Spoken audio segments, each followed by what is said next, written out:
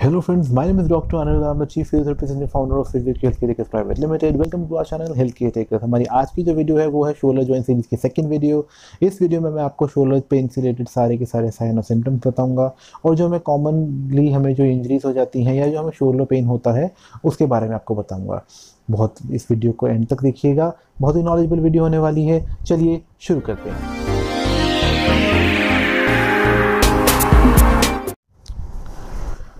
सबसे पहले हम बात करते हैं सिम्टम्स के बारे में, शोल्डर पेन के सिम्टम्स के बारे में। सबसे पहले सिम्टम की हम बात करते हैं तो वो है आपका पेन। दूसरे सिम्टम की हम बात करते हैं तो वो है आपका इन्फ्लेमेशन। तीसरे सिम्टम की हम बात करते हैं तो वो है आपका स्वेलिंग। और उसके बाद हम अगले सिम्टम की हम बात करते हैं तो वो है आपका inability of doing the movement. अब inability of doing the movement pain की वजह से भी हो सकता है और हो सकता है कि आप करना चाह रहे हैं तो भी नहीं हो रही है। अगले हम सिम्टम की बात करते हैं वो है वीकनेस ऑफ जॉइंट या फिर weakness of feeling of weakness actually while doing the movement. अगर आपको मूवमेंट करते समय फीलिंग हो रही है कि आपका मूवमेंट नहीं हो पा रहा है और वीकनेस है, आप होल्ड नहीं कर पा रहे हैं उस पर्टिकुलर पोजीशन को, तो उसको हम वीकनेस की तरह बोलते हैं। सबसे पहले हम आते हैं पेन। पेन जो है कि अगर हम डिटेल में बात करें तो सबसे पहले तरह का पेन हम बात करते हैं टेंडर पॉइंट पेन या टेंडरनेस। इसका मतलब ये होता है कि अगर आपको किसी पर्टिकुलर पॉइंट पे दर्द है, या जैसे अगर मैं यहाँ दबाऊँ और मुझे दर्द हो तो हम बोलेंगे कि यहाँ टेंडर पॉइंट बन गया है या फिर टेंडरनेस है इस पर्टिकुलर एरिया में, इसलिए वहाँ पे दर्द हो रहा है। अब टेंडरनेस होने के रीजंस अलग अलग हो सकते हैं कि पर्टिकुलर जगह से आपका जो जॉइंट है या मसल है वो इंजर हो चुका है और आपको वहाँ पे दबाने पे दर्द हो रहा है क्योंकि आप उस इंजरी पे प्रेस कर रहे हो। दूसरा ये हो सकता है कि आपको कोई इंजरी हुई है, आपको पेन तो हो रहा है पूरी जगह पे, लेकिन आपका जो उस पर्टिकुलर जगह का जो मेन पॉइंट है जहाँ पे आपको दबाने पे दर्द हो रहा है, पेन आपका लोकलाइज नहीं है लेकिन आपको फिर भी एक पर्टिकुलर जगह जहाँ पे आपको दर्द हो रहा है, तो उसको भी हम बोलते हैं टेंडर पॉइंट पेन या फिर हम ये बोलते हैं उस पर्टिकुलर पॉइंट पे टेंडरनेस बढ़ गई है या आ गई है। अगले तरह की पेन की हम बात करते हैं तो वो है pain while doing the movement, कि मतलब आप मूवमेंट कर तो पा रहे हो लेकिन पेनफुल मूवमेंट है, आपको मूवमेंट के साथ साथ आपको दर्द महसूस हो रहा है। अगले अगर हम बात करते हैं सिम्टम की तो वो जैसे कि आपको मैंने बताया कि अगर हम किसी पर्टिकुलर पोजीशन में अगर हम होल्ड नहीं कर पा रहे हैं तो उसको हम बोलते हैं वीकनेस ऑफ मसल या वीकनेस ऑफ जॉइंट, कि हमें वहाँ पे कमज़ोरी महसूस हो रही है उस पर्टिकुलर चीज़ को होल्ड करने में। उसके बाद हमारा शोल्डर नीचे गिर जा रहा है, हम अपनी मर्जी से जितना चाहे उतना होल्ड नहीं कर पा रहे हैं। और इसी में क्या होता है कि हम होल्ड वीकनेस की वजह से नहीं, पेन की वजह से भी नहीं कर पाते हैं। हम inability of holding that particular movement because of pain.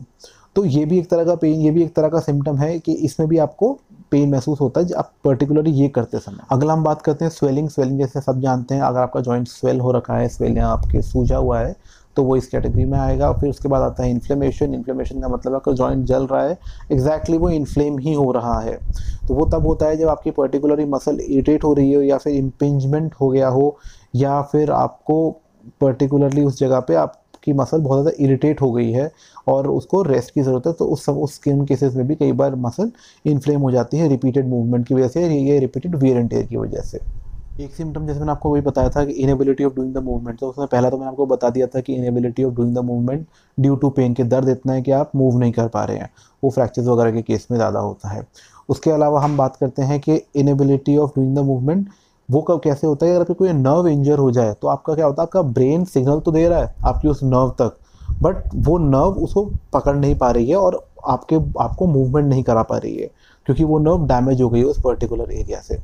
तो इसमें आपका, अगर मैं आपको ढंग से बताऊं तो ये ऑर्थोपेडिक कंप्लीटली नहीं है ये चीज़, इसमें आपका ब्रेन भी इन्वॉल्व है। तो ये आपका जो केस है वो न्यूरोलॉजिकल केस में चला जाता है और इसमें आपका मतलब ये समझ लीजिए कि एक तरह से जो पर्टिकुलर मूवमेंट में है या फिर कई बार क्या होता है सेंसेशंस भी नहीं होती हैं, तो उन केसेस का मतलब ये होता है कि वो एक तरह से अब आपको उसको दोबारा से पूरा ट्रेन करना पड़ेगा, दोबारा से उसको मूवमेंट सिखाना पड़ेगा उस नर्व को, और उस नर्व के रीजनरेशन के और उसके रिपेयर होने का वेट करना पड़ेगा। अगला हम बात करते हैं प्रॉब्लम्स ऑफ शोल्डर जॉइंट, यानी कि इसमें मैं आपको इंजरीज के बारे में बताऊंगा और जो कॉमन प्रॉब्लम्स हमें होती है कि इन वजहों से हमें ये जो सिम्टम्स आ रहे हैं ये क्यों हो रहे हैं। तो सबसे पहले जो प्रॉब्लम्स हैं उनकी अगर हम बात करते हैं तो उसके अंदर है आपकी जैसे जो सबसे कॉमन है फ्रैक्चर्स, डिसलोकेशन, सबलक्सेशंस।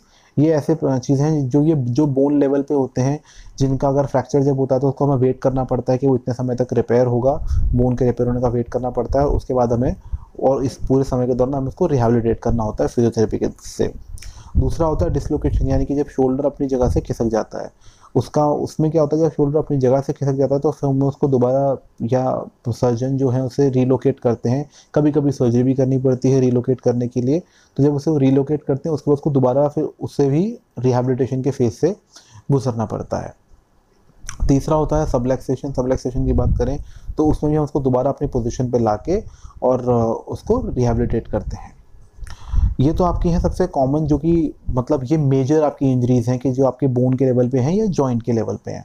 अगली हम बात करते हैं वो है आपकी सबसे पहली जो चीज़ हम बात करते हैं सबसे कॉमन जो है वो है ऑस्टियोआर्थराइटिस। जैसे कि सब जानते हैं ऑस्टियोआर्थराइटिस, यानी ऑस्टियो मतलब बोन, अर्थ मीन्स जॉइंट और आइटिस मीन्स इन्फ्लेमेशन। अगर आपके जॉइंट में इन्फ्लेमेशन हो रही है, ये आपका एज रिलेटेड इशू है, जो जैसे कि आपको मैंने पहले ही बताया था नीज वाले एपिसोड में कि ऑस्टियोआर्थराइटिस आपका वेट बेरिंग जॉइंट से स्टार्ट होता है, लेकिन वो पहुंचता ज़रूर है यहाँ तक। ये वेट बेरिंग नहीं है लेकिन यहाँ तक वो पहुंचता ज़रूर है। दूसरे अगर हम प्रॉब्लम की बात करते हैं तो वो है आपकी जैसे जो सबसे कॉमन सुनने को मिलती है वो है फ्रोजन शोल्डर। फ्रोजन शोल्डर का मतलब जैसा कि इसका नाम बताता है, आपका कंधा एक्चुअली में जम जाता है, एक पर्टिकुलर मूवमेंट्स आपकी नहीं हो पाती हैं। जैसे कि अगर हम बात करें तो हमारा ये वाले मूवमेंट हमारे बंद हो जाते हैं, जो हम नहीं कर पाते हैं। तो फ्रोजन शोल्डर में क्या होता है कि फ्रोजन शोल्डर आपका या तो आपकी लैक ऑफ मूवमेंट की वजह से है, आपने बहुत ज़्यादा रेस्ट कर लिया और उस पर्टिकुलर मूवमेंट में आपने हाथ शोल्डर को आपने किया ही नहीं, या आपके शोल्डर ने कभी उसके ऊपर मूवमेंट किया ही नहीं उस एक पर्टिकुलर रेंज के ऊपर।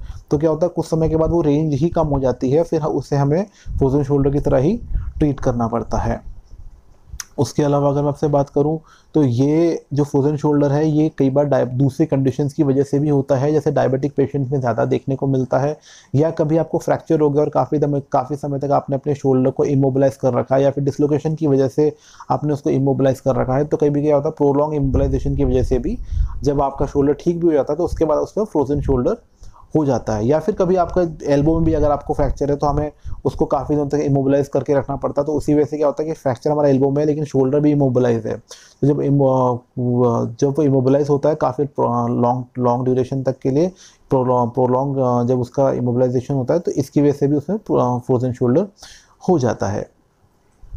इसके बाद हम हम बात करते हैं तो वो है आपका लिगामेंट टियर। लिगामेंट टियर का मतलब ये है कि अगर हम जो शोल्डर का मूवमेंट है या जो शोल्डर का जॉइंट है वो पर्टिकुलरली एक्सेस कर जाए एक पर्टिकुलर प्लेन में, जो कि हम जैसे कि अगर लिगामेंट एक पर्टिकुलर लेवल तक आपके जॉइंट को होल्ड करके रखता है, लेकिन अगर वो उससे आगे निकल जाए तो हमारा वो लिगामेंट टियर हो जाता है, क्योंकि उस लिगामेंट की हद से आगे चला गया उसको होल्ड करने की हद से। तो उन केसेस के अंदर जो आपका लिगामेंट है वो टियर हो जाता है।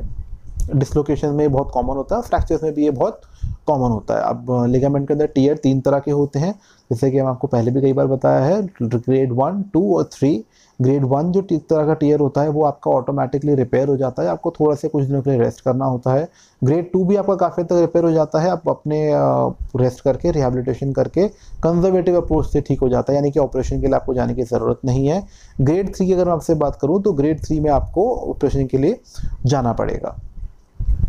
अगली जो प्रॉब्लम है वो है इम्पेजमेंट। अगर इम्पेजमेंट की वजह से बात करूँ तो इम्पेजमेंट का मतलब ये होता है कि जो आपकी जो रोटेटर कफ मसल्स होती है, जो ग्रुप ऑफ मसल्स होती है, जैसे हमको पहले ही बताया था, वो आपकी जब आप ओवरहेड मूवमेंट्स करते हैं तो वो फंस जाती है जॉइंट के बीच में और इम्पिंज होने लगती है, या फिर वहाँ पिंचिंग एक्शन होने लगता है। तो उस कंडीशन में आपको काफ़ी ज़्यादा पेन महसूस होता है।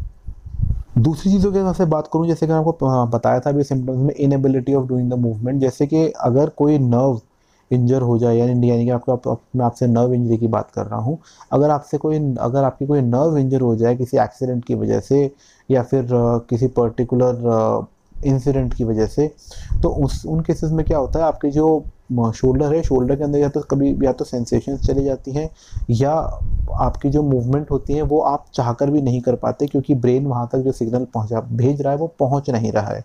तो आप कमांड तो दे रहे हो, ये ऐसा ही है जैसे कि आप ये समझ लीजिए कि आप कीबोर्ड पे कुछ दबा तो रहे हो लेकिन कंप्यूटर की स्क्रीन पे कुछ आ नहीं रहा है, या तो वो तभी होता है या तो आपने कीबोर्ड की वायर ढंग से ना लगाई हो या कीबोर्ड की वायर ही ख़राब हो गई हो। तो यहाँ पे हमारी जो वायर है वो वायर एक पर्टिकुलर जगह पे ख़राब हो गई है हमारे शरीर के अंदर, और इस वजह से हमें सेंसेशन नहीं आ रही है या हम जो कमांड दे रहे हैं वो हम नहीं कर पा रहे हैं। ये आपका नर्व इंजरीज के केसेस में होता है। दूसरा, कभी कभी क्या होता है कि हमें शोल्डर में ना टिंगलिंग सेंसेशन होती हैं, ये भी आपका नर्व की वजह से होता है। ये यूजुअली तब होता है जब आपका कभी सर्वाइकल के एरिया के अंदर, जैसे कि आपको बताया था सर्वाइकल स्पॉन्डिलाइटिस, अगर आप हमारी सर्वाइकल वाली वीडियो देखेंगे तो उसमें आपको समझ में आएगा। तो उसमें क्या होता है कि आपकी जो नर्व है वो आपके सर्वाइकल लेवल पे इरिटेट हो रही है, और उसका जो पेन है, उसकी जो सेंसेशन है वो आपको शोल्डर के अंदर पूरी महसूस होगी। कभी कभी कई लोगों को नीचे तक भी जाती है वो सेंसेशन, तो उसमें टिंगलिंग सेंसेशन होती है और आपको बिल्कुल चलता हुआ पेन महसूस होता है। अगले जो हम उसकी प्रॉब्लम की बात करते हैं वो एक तरह का रेफर्ड पेन। रेफर्ड पेन का मतलब जैसे कि आपको नाम से भी लग रहा होगा, आपको प्रॉब्लम कहीं और है लेकिन उसकी वजह से आपको दर्द महसूस हो रहा है। ये कभी कभी बहुत सीरियस कंडीशन में भी होता है, जैसे कि किसी को अगर किसी को कोई हार्ट की इशू है, उन केसेस में अगर आपको शोल्डर में पेन हो रहा है तो फिर आपको डॉक्टर को तुरंत दिखाना चाहिए। इसके अलावा अगर मैं आपसे बात करता हूँ तो वो है आपकी, जैसे आपको पहले ही बताया था, जो सबसे कॉमनली इंजर होने वाली मसल ग्रुप है वो है rotator cuff injury. Rotator cuff injury अगर जैसे कि कभी आप किसी पर्टिकुलर एक्सीडेंट की वजह से इंजर हो सकती है या टीयर हो सकती है, उन केसेस के अंदर हम इसको दोबारा रिहेबिलिटेट करते हैं और इसको रिकवरी फेज में लाते हैं और उसको स्ट्रेंथन करते हैं। तो ये थी हमारी आज की वीडियो। आज की वीडियो में हमने सारे सिम्टम्स जाने शोल्डर पेन के, जो कॉमन सिम्टम्स हैं, और इसके अलावा मैंने आपको जो कुछ कॉमनली जो हमें प्रॉब्लम होती है शोल्डर के बारे में, उसके बारे में मैंने आपको अवेयर किया। हमारी इस वीडियो को लाइक कीजिएगा और ज़्यादा से ज़्यादा शेयर कीजिएगा ताकि ज़्यादा से ज़्यादा लोगों तक पहुँचे, ज़्यादा से ज़्यादा लोग अवेयर हों अपनी बॉडी के बारे में। और प्लीज़ हमारे चैनल को सब्सक्राइब कीजिए